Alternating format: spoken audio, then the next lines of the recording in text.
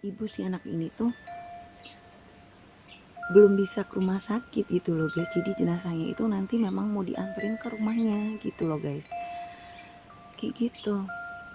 Terus seiring si anak kecil itu bilang kayak gitu dengan muka yang berderai air mata, Bang Doni itu cuman bisa bengong dengan muka yang pucat, dan kemudian tiba-tiba anak kecil itu menghilang guys.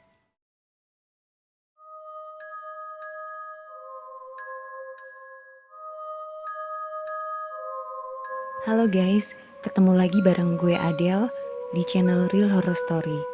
Dimana di channel ini akan menceritakan tentang kisah-kisah mistis berdasarkan pengalaman nyata atau real story. Dan sebelum gue lanjut, silakan klik tombol like dan juga subscribe bagi kalian yang belum subscribe. Dan juga klik tombol lonceng supaya kalian akan mendapatkan notifikasi jika ada video-video terbaru dari Real Horror Story. Dan juga jangan lupa untuk komen serta share jika kalian suka dengan channel gue ini.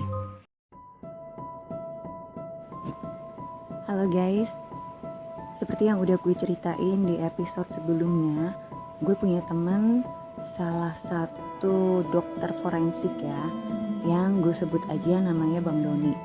Dan di episode kemarin gue udah janji gue bakalan ceritain kisah-kisah mistis yang pernah dia alamin selama dia bertugas menjadi dokter forensik. Oke, dan ini ada beberapa cerita ya yang pernah Bang Doni sampein ke gue dan bakalan gue share di sini, tentunya hanya di Real Horror Story. Buat kamu yang mungkin baru saja nemuin channel gue ini, jangan lupa ya untuk klik subscribe dan nyalakan tombol loncengnya ya, supaya kalian akan mendapatkan notifikasi jika ada episode-episode terbaru dari Real Horror Story. Dan bagaimana cerita mistis yang pernah dialamin oleh Bang Doni? Simak ceritanya. Cerita pertama ini adalah saat Bang Doni masih kuliah ya, dia kuliah kedokteran gitu guys. Dan saat itu dia ada kayak materi gitu kan untuk bedah mayat. Nah, untuk bedah mayat ini itu tentu saja menggunakan mayat sungguhan ya guys, bukan boneka kan tentunya. Dan ini juga biasanya itu adalah jenazah dari kayak korban kecelakaan atau korban pembunuhan yang tidak diketahui identitasnya seperti itu, atau juga bisa dari jenazah-jenazah orang yang sakit yang memang sudah mendonorkan dirinya untuk dijadikan bahan praktek bagi fakultas kedokteran seperti itu guys. Nah waktu itu kan si Bang Doni ini ada materi pelajaran untuk bedah mayat gitu guys. Nah sebelumnya nih kan Bang Doni itu nggak pernah melihat nih ya mayatnya itu seperti apa gitu. Maksudnya jenazah yang bakalan digunakan untuk pelajaran bedah mayat itu tuh seperti apa jenazahnya, dia nggak ngerti. Jadi laki-laki atau perempuan juga dia belum tahu guys gitu loh. Nah waktu itu Bang Doni lagi ada di rumah sakit gitu kan. Dia memang bertugas ya sebagai dokter koas gitu kan maksudnya. Dan dia kan mau mengambil jurusan forensik ya. Jadi untuk mendapatkan gelar profesi maka dia juga harus kuliah lagi kan, kalau meskipun dia udah jadi dokter gitu. Nah dan di situ ada pelajaran untuk bedah mayat gitu.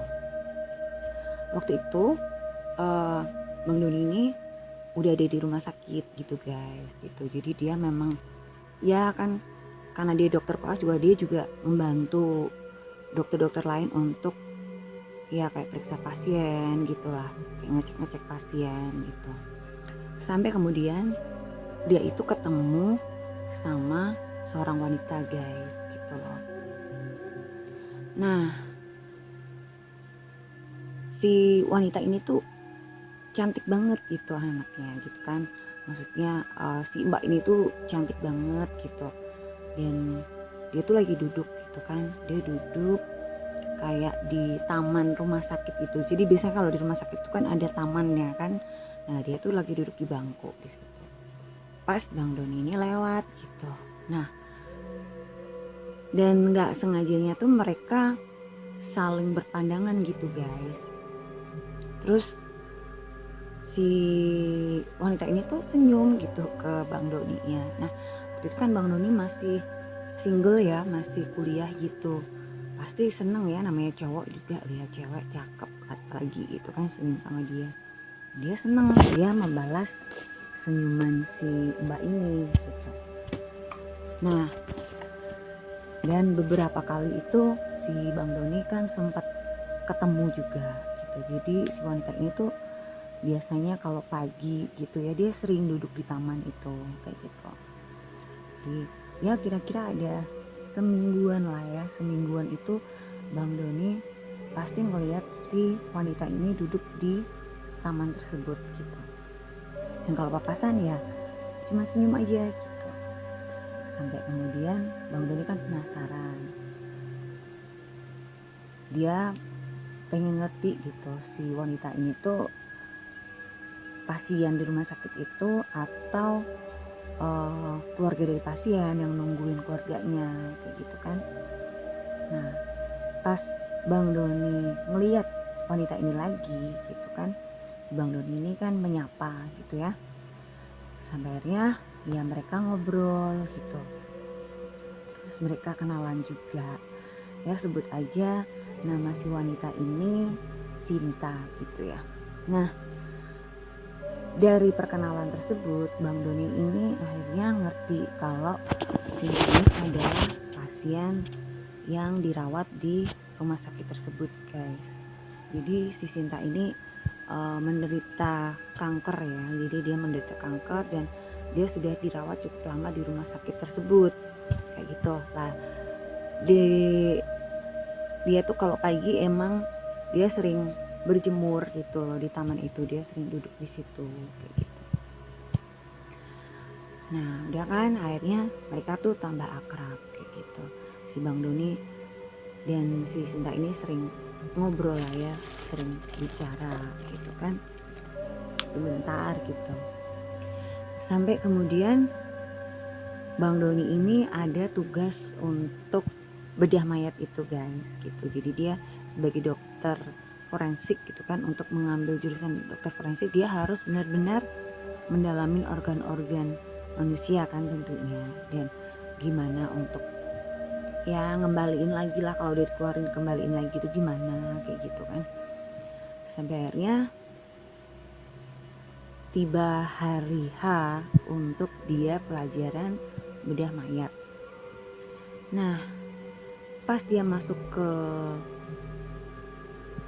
ruang kayak kamar mayat gitu ya, tapi khusus untuk dokter-dokter koas yang akan bedah mayat kayak gitu, dia masuk ke sana gitu kan, dan dia melihat ada ya jenazahnya itu perempuan guys, karena rambutnya panjang dan kebetulan rambutnya itu sedikit menjuntai gitu, menjuntai ke bawah apa sih kayak ke,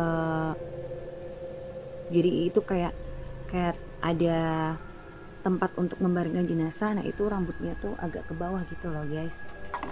Jadi si Bang Doni ini kok ngerasa agak gak asing gitu, padahal dia belum melihat face-nya kan, dia belum melihat apa mukanya jenazahnya gitu kan masih ditutup nih mukanya.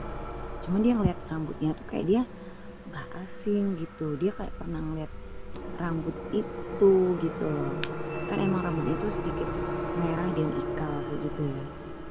Cuman kan dia terus mikir rambut yang model kayak gitu kan juga banyak gitu, dan akhirnya dia masuk ke ruang praktek itu gitu. Dan sebelum dimulai untuk bedah mayat kan ya seperti biasa pasti dimulai dengan doa dulu ya kan. dan akhirnya jenazah dibuka. Dan di situ Bang Doni sangat amat terkejut saat melihat jenazah yang akan dijadikan bahan praktek dari dokter-dokter forensik, dokter-dokter yang akan mengambil profesi dokter forensik di rumah sakit tersebut. Ternyata jenazah yang akan dijadikan bahan praktik ya para dokter tersebut itu adalah jenazah si Sinta gitu. Nah, Bang Doni ini kan pasti jadi kaget dan juga sangat sedih ya. Kok ternyata Sinta ini udah meninggal gitu. Tapi meninggalnya kapan? Kan dia kan nggak ngerti. Setahu dia kemarin juga dia barusan ketemu gitu loh. Kemarin banget itu dia tuh barusan ketemu sama si Sinta ini, bahkan dia sempat ngobrol gitu loh, masih sempat ngobrol. Kan selama seminggu itu si Bang Doni ini kan setiap pagi pasti ketemu kan sama si Sinta ini, dan mereka sering ngobrol gitu guys, meskipun gak lama-lama juga ngobrolnya ya, tapi setiap pagi tuh pasti Bang Doni melihat gitu si Sinta ini. Nah kok tiba-tiba si Sinta ini sudah terbaring di kamar mayat kayak gitu, dan jenazahnya itu ternyata sebagai kadaver ya, atau jenazah yang digunakan untuk bahan praktik para dokter gitu.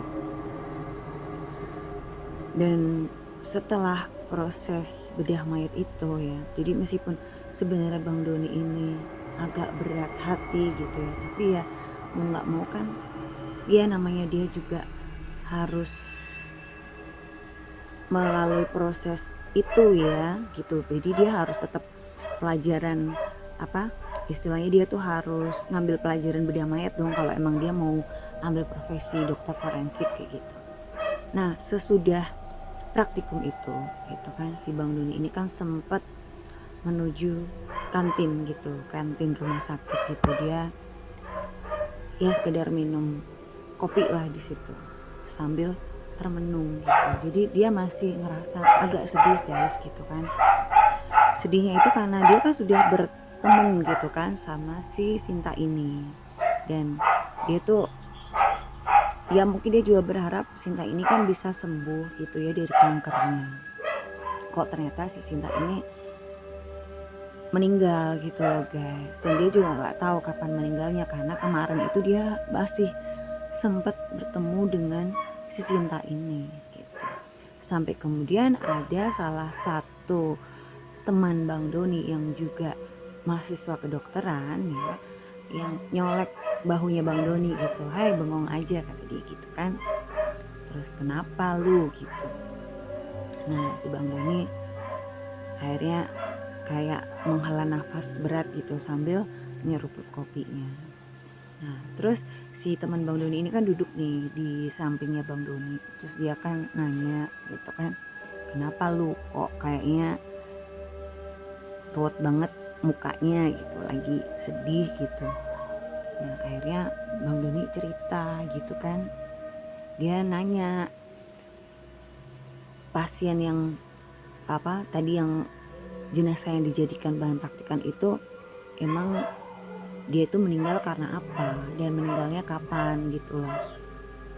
Nah kalau di rumah sakit ya guys, untuk kadaver atau jenazah-jenazah yang dijadikan bahan praktik para dokter itu kan emang biasanya sudah diformalin dulu ya. Jadi nggak mesti yang hari ini meninggal besok dijadiin bahan praktikan, enggak juga gitu. Jadi dia itu diberi formalin dulu biar awet kan, jadi dia bisa dipergunakan, jadi jenazahnya itu masih utuh saat dipergunakan untuk bahan praktik gitu. Jadi nanti kalau udah dibedah gitu biasanya ya udah dikembalikan lagi kan sesuai tempatnya gitu, kalau yang masih bisa dikembalikan sesuai tempatnya, dan kemudian dimakamkan gitu. Nah kebetulan kalau si Sinta ini kan memang dia mendonorkan gitu, ada beberapa organnya yang didonorkan. Jadi setelah beberapa organnya diambil untuk didonorkan, ya sudah akhirnya dia dimandikan, dibersihkan, disucikan lah intinya ya, dan kemudian dimakamkan dengan layak begitu. Nah, untuk jenazah-jenazah yang tidak ada identitasnya, yang juga digunakan sebagai bahan praktikum seperti itu juga sama guys. Jadi biasanya mereka terus ya jenazahnya dibersihkan juga, setelah dirapikan gitu kan, akhirnya dimakamkan gitu. Nah, si teman Bang Doni ini terus cerita gitu, dia bilang kalau gue nggak salah dengar ya gitu, ini jenazah yang tadi kita pakai buat bahan praktikum itu, dia itu sakit kanker gitu. Kebetulan dia itu anak tunggal dari keluarga yang cukup berada gitu. Dia anaknya itu baik banget gitu. Selama hidupnya tuh dia sering kayak sedekah kayak gitu loh guys. Sampai akhirnya dia itu memang sudah berniat untuk mendonorkan dirinya gitu ya. Jadi dia mendonorkan organ-organnya untuk disumbangkan pada mereka yang membutuhkan gitu, dan dia juga mendonorkan dirinya untuk dijadikan bahan praktikum dari dokter-dokter gitu yang akan mengambil gelar profesi dokter forensik kayak gitu loh. Jadi dia pengen tetap bermanfaat intinya kayak gitu loh guys, karena memang seumur hidupnya itu dia kan sakit leukemia gitu kan. Jadi dia nggak pengen kayak nggak berarti gitu loh guys, karena penyakitnya itu dia kepengen bisa tetap berarti, bisa tetap berguna, bahkan sampai meninggal pun dia masih berguna seperti itu guys. Dan Bang Doni tambah sedih kan dengernya gitu, kok ternyata si Sinta ini begitu mulianya kayak gitu kan. Dan dia tuh baru ya waktu yang singkat banget gitu dia tuh kenal si Sinta ini gitu, udah cantik baik lagi gitu. Cuman sayang kenapa dia harus sakit seperti itu kayak gitu. Nah terus si Bang Doni kan nanya lagi sama temennya ini, lu tahu kapan dia meninggal katanya gitu. Nah si temen Bang Doni ini itu cerita kalau si Sinta ini sudah meninggal kira-kira seminggu lebih yang lalu guys gitu. Dan akhirnya Bang Doni ini kaget dong gitu, langsung dia bilang, hah apa seminggu yang lalu? Temennya bilang iya ya seminggu yang lalu, semingguan lebih, mungkin lebih sehari 2 hari lah kata temennya gitu. Kenapa lu kok jadi kayak kaget kayak gitu sih gitu, kok kayak shock banget? Si temennya kan bilang gitu. Si Bang Doni ini nggak berani cerita guys, dia cuman bilang oh nggak apa-apa gitu. Dan dia kembali terdiam guys, kan dia kenal sama si Sinta ini emang udah seminggu kan gitu loh. Jadi selama seminggu sebelum dia praktikum itu dia kan memang selalu ketemu sama si Sinta ini di taman setiap pagi gitu. Memang paginya tuh emang masih pagi banget guys gitu, jadi kira-kira jam ya 5:30 sampai antara jam sebelum jam 9 pagi lah guys gitu. Si Sinta ini pasti selalu duduk gitu ya, selalu duduk di taman itu sendirian gitu. Jadi kayak orang berjemur aja kalau pagi guys gitu. Emang nggak ada suster, nggak ada siapapun yang nemenin dia, dia cuma duduk diem aja di situ kayak gitu guys. Dan ternyata yang selama ini diajak ngobrol sama Bang Doni, terus ya yang ketemu sama Bang Doni itu ternyata adalah arwah dari si Sinta ini guys. Dan gimana ceritanya kok si Sinta ini juga bisa nongol saat pagi hari itu juga Bang Doni nggak bisa ngejelasin gitu loh, karena si Sinta ini kan emang udah meninggal lebih dari seminggu gitu ya, dan jenazahnya masih utuh karena memang diformalin seperti itu loh. Nah dia juga kenal si Sinta ini baru semingguan gitu, jadi dia terakhir ketemu sama si Sinta ini juga 1 hari sebelum praktikum itu guys gitu. Dan ya itu tadi ya salah satu pengalaman mistis Bang Doni sebelum dia mendapatkan gelar dokter forensik guys. Itu pengalaman yang ya cukup seram dan tapi juga menyedihkan gitu buat si Bang Doni ini. Dan Bang Doni ini juga cerita ke gue ya kalau memang kadang-kadang itu justru banyak pengalaman yang sedih gitu yang berhubungan dengan jenazah-jenazah yang dia otopsi gitu loh guys. Karena kan kalau dokter forensik ini biasanya kan mengotopsi jenazah-jenazah yang memang meninggal nggak wajar gitu loh guys, kayak korban pembunuhan atau ya korban kecelakaan gitu, korban bunuh diri juga seperti itu. Nah, cerita kedua ini juga ceritanya itu cukup menyedihkan kata Bang Doni ya waktu itu. Jadi dia tuh cerita. Nah, ceritanya itu si Bang Doni ini dia dapat tugas untuk mengotopsi jenazah seorang anak kecil guys. Jadi itu anak SD lah. Ya mungkin umur 10 atau 11 tahun ya, mungkin kelas 5 atau kelas 6 SD gitu. Si anak kecil ini meninggal kecelakaan. Jadi dia tertabrak truk sampai tubuhnya itu mohon maaf dia membelah gitu loh. Jadi terpotong jadi 2 guys gitu. Nah, saat jenazahnya dibawa ke rumah sakit otomatis kan Bang Doni bertugas untuk mengotopsi jenazahnya ya. Jadi kan nggak mungkin dong dikembalikan ke orang tuanya dengan keadaan seperti itu. Pasti kan kalau sama rumah sakit itu ya disambung dulu kan jenazahnya, dijahit dulu, dirapikan lah intinya gitu loh, supaya dia lebih layak untuk dimakamkan gitu kan.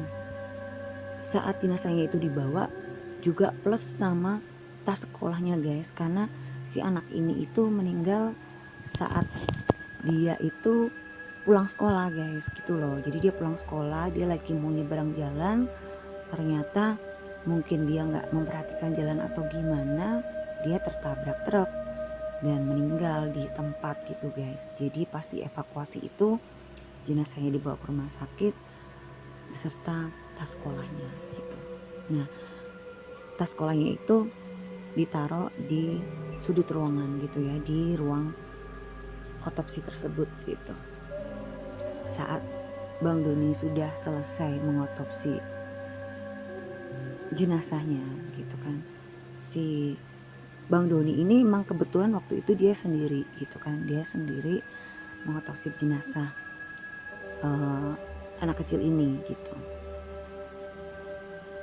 Dia tuh mendengar suara kayak tangisan gitu guys, ada suara anak kecil nangis gitu kan. Nah si Bang Doni kan terus agak bingung gitu, dia noleh kan ke kanan ke kiri gitu, siapa yang nangis gitu, kok perasaan dia dengar ada suara anak kecil nangis gitu. Nah akhirnya Bang Doni kan penasaran gitu kan, dia keluar nih dari ruang tempat otopsi itu gitu.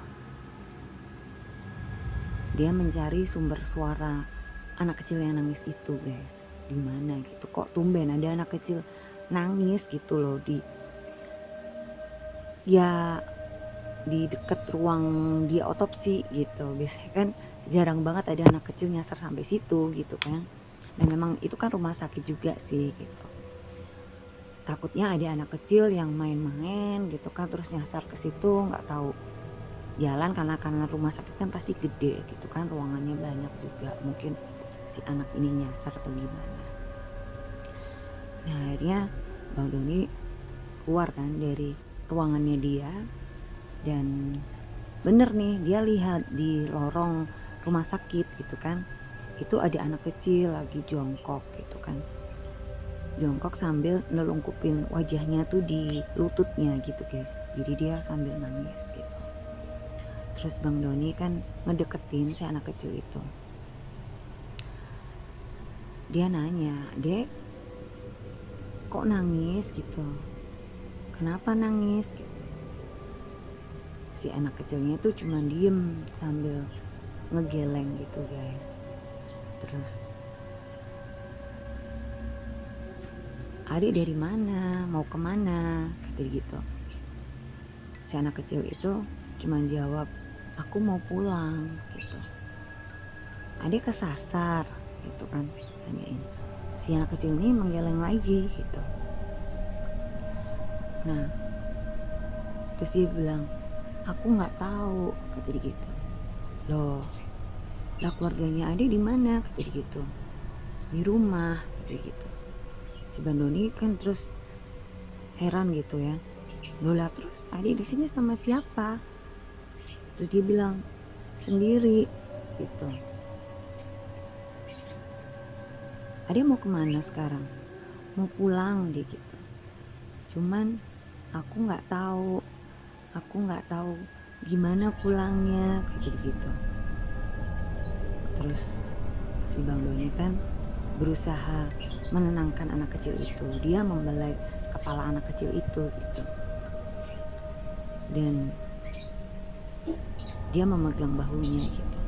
Terus dia ngerasa badan anak kecil itu agak sedikit dingin guys. Ya mungkin anak kecil ini takut ya, jadi kayak pucat gitu jadinya gitu. Dia masih belum melihat wajahnya si anak kecil ini karena anak kecil ini masih menelungkupkan wajahnya di lututnya gitu. Terus si Bang Doni bilang, "Rumah adik di mana? Mau abang anterin ke rumah," gitu. Terus anak kecil itu ngangguk. Dia bilang gini, "Tadi aku jatuh bang," gitu. Jatuh di mana?" Kata dia gitu. "Jatuh di jalan." Nah terus aku nggak tahu bang. Tahu-tahu aku udah ada di sini," kata dia gitu. Nah si Bang Doni terus jadi mikir, oh mungkin anak ini jatuh terus dibawa ke rumah sakit dan keluarganya itu belum ada yang datang, mungkin kayak gitu guys, ya kan. Terus dia bilang, "Jadi belum ada keluarganya adik yang jemput," ya gitu kan. Terus si anak itu malah nangis guys gitu kan. Terus si Bang Doni akhirnya mengusap-ngusap kepala anak kecil itu lagi. "Cup jangan nangis," gitu. "Udah nanti abang anterin kalau emang adik mau pulang," katanya gitu kan. "Sekarang adik cerita kenapa tadi bisa jatuh," kayak gitu. Nah si anak kecil ini cerita. Jadi dia bilang dia itu emang kalau berangkat sekolah itu dia kan sendiri gitu ya. Dia biasanya jalan kaki guys gitu karena orang tuanya itu bukan keluarga yang berada gitu, dan dia ini anak yatim guys. Ternyata si anak kecil ini tinggal bersama ibunya yang seorang pedagang kecil di pasar gitu. Jadi si ibu ini pasti setiap pagi itu udah berangkat ke pasar guys untuk jualan gitu. Jadi dia jualan kayak keripik gitu loh guys di pasar, jadi bukan pedagang gede. Nah si anak ini biasa berangkat sekolah sendiri jalan kaki, meskipun memang jarak sekolahnya itu ya lumayan jauh ya dari rumahnya gitu. Nah dia cerita waktu pulang sekolah dia itu seneng banget karena dia dapat ulangan dan nilai ulangannya itu bagus guys gitu, dia dapat 100 gitu. Nah dia tuh pengen nunjukin ke ibunya gitu kalau dia tuh dapat ulangan bagus. Saking senengnya guys, dia itu nyeberang jalan dan gak melihat kanan kiri, sampai akhirnya si anak kecil ini cerita kalau dia jatuh guys. Nah setelah si anak kecil ini cerita seperti itu, Bang Doni itu langsung dadanya agak berdesir guys gitu. Jadi dia kayak terkesiap gitu ya guys. Dia bilang, anak kecil ini nyebrang terus jatuh, jangan-jangan dia mikir gitu kan. Terus si anak kecil ini ngelanjutin lagi, "Abang, kalau abang nemuin tasku, aku tadi nyariin tasku gak ketemu," kata dia gitu. kalau abang nemuin tasku, kalau nanti abang mau nganterin aku pulang, tolong bawain tasku sekalian ya bang. Nanti tolong ambilin kertas ulangan di tasku, tolong kasih ke ibuku supaya dia seneng kalau aku dapat nilai bagus. Dia tuh selalu pengen aku jadi anak pintar bang, gitu. Dan tolong bilang sama ibuku supaya dia selalu jaga kesehatan, supaya dia selalu nggak lupa buat bahagia, jangan sedih karena hidup ibuku itu udah susah banget guys, seperti itu. Nah, saat si anak kecil ini ngomong kayak gitu guys, aduh gue jadi sedih nih. Pas dia ngomong kayak gitu, dia itu mengangkat mukanya guys, jadi dia tuh ngangkat mukanya sambil natap ke Bang Doni gitu. Nah, pas dia ngeliat ke Bang Doni, itu ternyata guys, anak kecil ini adalah anak yang tadi siang itu meninggal kecelakaan guys gitu. Jadi itu memang kecelakaannya itu kan udah agak sore gitu ya. Jadi ya jam 1, jam 2 gitulah ya. Dan akhirnya jenazahnya kan dibawa ke rumah sakit. Dan itu kan prosesnya juga nggak bisa sebentar gitu ya guys. Jadi memang ibu si anak ini tuh belum bisa ke rumah sakit gitu loh guys. Jadi jenazahnya itu nanti memang mau dianterin ke rumahnya gitu loh guys, kayak gitu. Terus seiring si anak kecil itu bilang kayak gitu dengan muka yang berderai air mata, Bang Doni itu cuman bisa bengong dengan muka yang pucat, dan kemudian tiba-tiba anak kecil itu menghilang guys, kayak gitu. Dan si Bang Doni ini cuman bisa dia mematung sampai beberapa menit gitu kan, dan akhirnya dia balik lagi ke ruangannya gitu.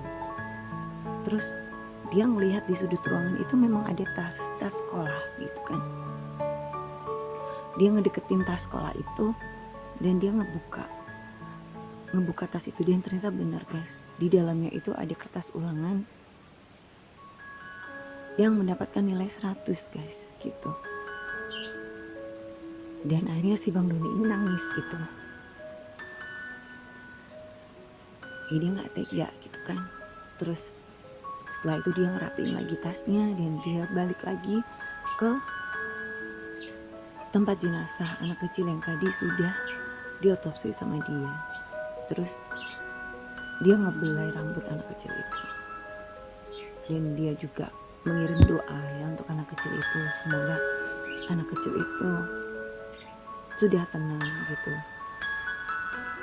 dan ya diberikan tempat yang layak lah di sisi Tuhan gitu kan.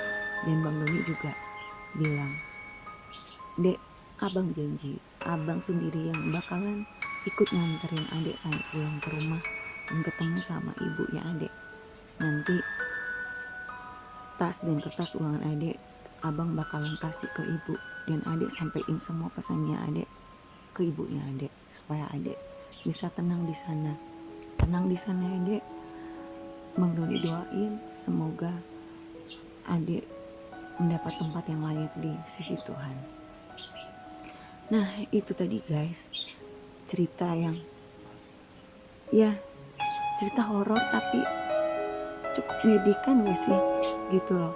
Jadi begitu tragis gitu ya, bisa yang dialami oleh anak kecil ini gitu. Dan ya itu termasuk pengalaman yang benar-benar gak bisa dilupakan oleh si Bang Doni selama dia bertugas jadi dokter forensik. Sebenarnya masih banyak sih guys kisah-kisah mistis yang pernah dialami ya selama dia bertugas jadi dokter forensik, itu banyak sekali gitu. Cuman memang 2 kisah ini yang benar-benar sangat menyentuh di hatinya dan gak pernah bisa dia lupain sampai detik ini gitu. Oke guys, itu tadi cerita real horror story di episode kali ini. Jika kalian suka dengan cerita gue kali ini, silahkan klik tombol like dan ditunggu untuk komen serta share-nya. Buat kalian yang kepengen bergabung bercerita di channel gue ini, kalian bisa kirimkan email kalian ya ke email Real Horror Story yang bisa kalian lihat di deskripsi. Nanti jangan lupa sertakan nama, alamat email dan juga nomor HP yang bisa dihubungin ya. Nanti kalau kami akan bacakan ya, jadi kalau gue mau bacain cerita-cerita kalian, nanti gue bakalan hubungin kalian. Oke guys, sampai di sini dulu. Jangan lupa jaga kesehatan dan jangan lupa bahagia. Sampai jumpa.